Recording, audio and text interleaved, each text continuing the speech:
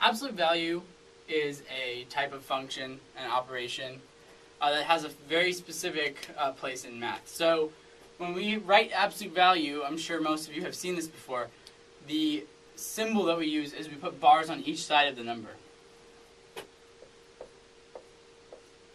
So you would read that as the absolute value of x.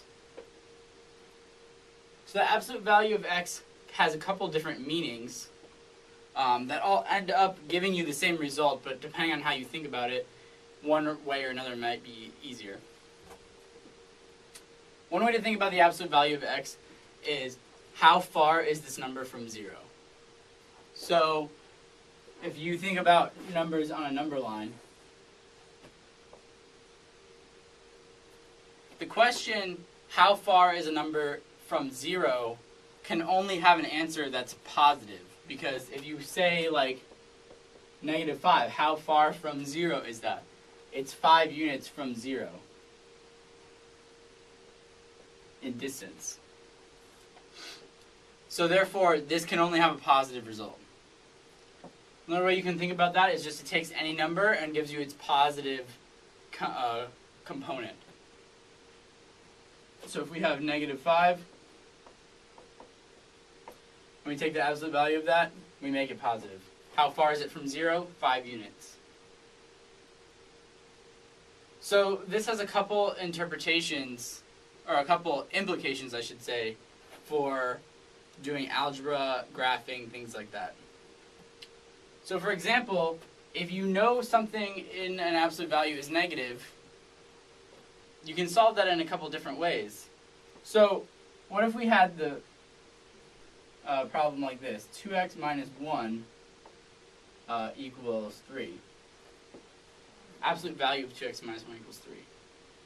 Well, here's the problem. You can't start your normal algebraic steps. Add 1 over, divide by 2.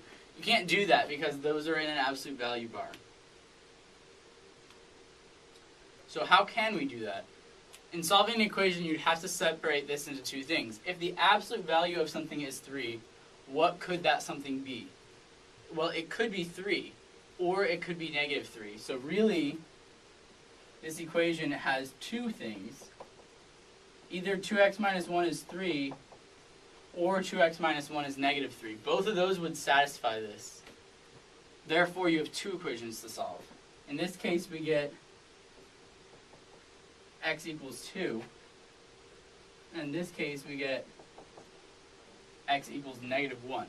So these are both solutions here.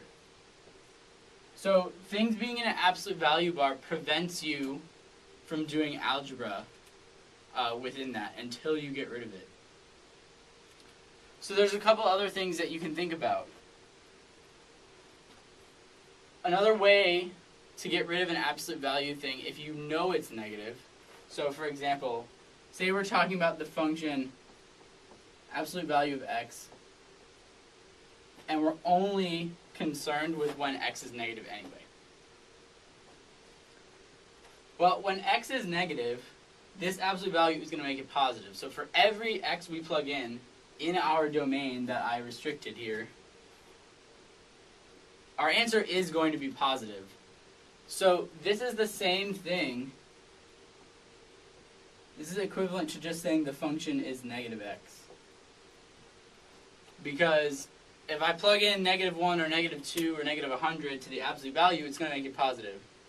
What is multiplying by a negative going to do? It's going to make it positive. These are the exact same thing. However, this is much easier to work with if you have to do a limit, if you have to do algebra, if you have to do anything like that. Whereas this, you can't do anything like that with. So, if you know it's negative, you could just put a negative sign in front. On the converse to that, even easier, let's say we had absolute value of x, and we knew it was positive. Well, if we know x is positive, then this isn't doing anything, because the absolute value of a positive number is always itself. So really, our function is just x. So therefore, you can always write any sort of absolute value function as a piecewise function. So if we just had absolute value of x, this is the same thing as x if x is greater than 0, negative x if x is less than 0. And the thing is, we have to put an equal sign on one of those because 0 would work for either, but we just need to do it on one of them. So absolute value of x is represented by this piecewise function. So here's the one trick that you need to be careful of, is that 0 was the place that we changed from being x to negative x only because that's what makes the inside of this absolute value 0. This is just x, so that 0 makes it 0. But what if we had this? And we wanted to make this a piecewise function. Well, as long as whatever is inside the bars is positive, we can just take away the bars. So we can just take them away as long as x plus 5 is positive. If x plus 5 is negative, then we have to negate it. So what we need to figure out here is what are the restrictions? It's not going to be greater than 0 and less than 0. So let's see what happens here. And one way you can test that is, this says if we had just put less than 0 here for the negative version, well, let's see what happens when we plug in negative 2. We get a positive number, the absolute value does nothing, so why would we put a negative sign in front of it? We shouldn't. That doesn't work. So what we need to do is say, where is this 0? Oh, it's 0 at negative 5. So that is the number at which these change. This one is true only if x is greater than negative 5. That one is true. Again, let me put an equal sign on one. You would negate this if x is less than negative 5, because that's when this would be negative. So that's something you always have to keep in mind. You can only change the absolute value to a negative or just take away the bars if you know it's always going to be positive or always going to be negative. And to figure out whether it's always going to be positive or always going to be negative, you want to figure out where is it 0.